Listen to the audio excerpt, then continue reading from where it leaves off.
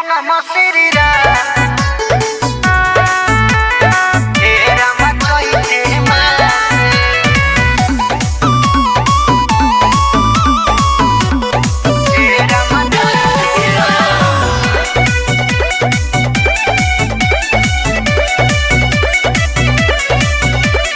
दीपावा से सज गइल धरती का गानामा संगे अयोध्या धाम मेरा चैते मासे।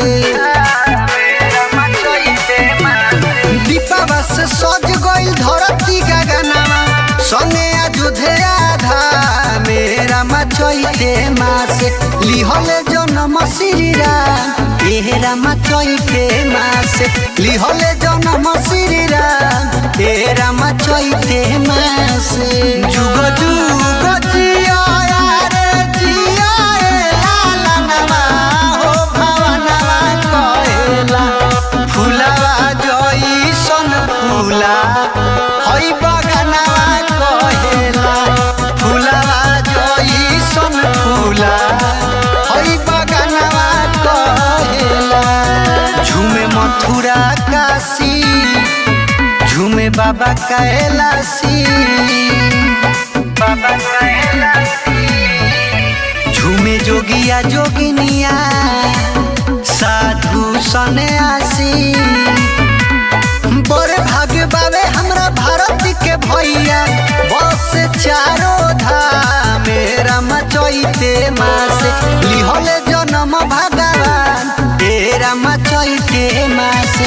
लिहले जन्म श्री राम हे राम चैते मासे। हमारा लागता बबुआ जी मोहई है ओह से ऊपर दिए मोहई है हो ए लाला ना हिंद के सितारा ई तो सिए मोहई है ओह से ऊपर दिए मोहई है हो हिंद के सितारा ई तो सिए मोहई है ओह से ऊपर पिए मोहई है हो। पूरल राजा के सपनावा भइले चारे गो ललनावा भइले चारे गो ललनावा।